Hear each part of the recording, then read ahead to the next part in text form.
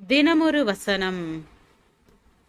தானியேல் 6வது அதிகாரம் 4வது வசனம்.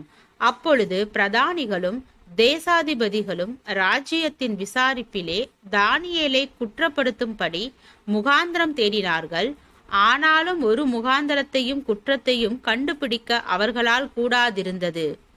அவன் உண்மையுள்ளவனாய் இருந்தபடியால் அவன் மேல் சுமத்த யாதொரு குற்றமும் குறைவும் காணப்படவில்லை. ஐயோ, என்னை குறை கூறுகின்றார்களே, குற்றம் சாட்டுகிறார்களே, மோசமாக விமர்சனம் செய்கிறார்களே என்று கூக்குரலிடும் ஊழியர்களும் விசுவாசிகளும் பலர். பொறாமையினாலும் வெறுப்பினாலும் தூண்டப்பட்டு இவ்விதம் பலர் குற்றம் கூறினால் கூட பல நேரங்களில் அவர்கள் சாட்டுகின்ற குற்றங்களும் காட்டுகின்ற குறைகளும் உண்மையாக உள்ளன. எனவே குற்றம் கூறுகின்றவர்களின் தவறான உள்நோக்கங்களை குறித்து நாம் கவலைப்படாமல் கூறப்பட்ட குற்றச்சாட்டுகள் நம்மிடம் உண்டா என்று ஆராய்ந்து பார்க்கவே முன்வர வேண்டும். நம்மிடம் குறை காணவும் குற்றம் கண்டுபிடிக்கவும் விரும்பி பலர் நம்மை தீவிரமாக கவனிப்பார்கள். ஆயினும் நாம் சரியாக செயல்படும் போது அவர்களின் நோக்கம் நிறைவேற முடியாது. பிறர் நம்மை கவனிக்கின்றார்கள், நம்மிடம் குறை காண தீவிரிக்கின்றார்கள். இதனை நாம் உணர்ந்து நம்மை குற்றமற்ற நிலையில் நிறுத்த ஜாக்கிரதையாக இருந்தால் நாம் ஒருபோதும் குற்றவாளியாக முடியாது. சில நேரங்களில் குறை கூறுகின்றவர்களை குறித்து எரிச்சல் அடைகின்றோமே அன்றி நம்மிடம் குறைகள் உண்டா என்று நம்மை ஆராய்ந்து பார்ப்பது இல்லை.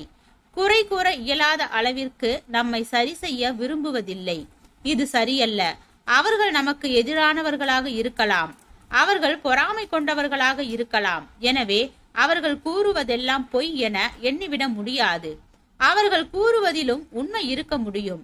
நாம் குற்றமற்றவர்களாக நம்மை காத்துக்கொள்ள ஜாக்கிரதையாய் இருந்தால் நம்மேல் பிறர் கூறும் குற்றச்சாட்டுகளும் அவதூறுகளும் அதிக நாட்கள் நிற்பதில்லை. குற்றமற்ற யோசேப்பின் மேல் கூறப்பட்ட குற்றச்சாட்டில் எந்த உண்மையும் இல்லை என்பதை தேவன் விளங்கச் செய்தார்.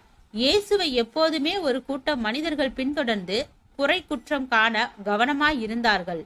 ஆயினும் அவரை குற்றவாளியாக்க அவர்களால் இயலவில்லை. தானியேலிடம் குறை கண்டுபிடிக்க பாபிலோன் பிரபுக்கள் எவ்வளவோ முயற்சி செய்தார்கள். ஆயினும் இயலாமல் போனது. நம்மை சுற்றிலும் நம்மிடம் குற்றம் குறை தேடுகின்றவர்கள் இருப்பது நல்லது. அப்போதுதான் நாம் எச்சரிக்கையாக இருக்க முடியும். அப்போதுதான் நம் உண்மையும் விளங்கும். ஜெபம். தேவனுக்கு ஸ்தோத்திரம். தேவனே, நாங்கள் எங்களுடைய வாழ்க்கையில் பிறரை குற்றம் சாட்டுபவர்களாக மட்டும் இல்லாமல் எங்களுடைய குற்றங்களை சரி செய்து கொள்ளும் மனிதனாக வாழ கிருபை பாராட்டும். ஆமென்.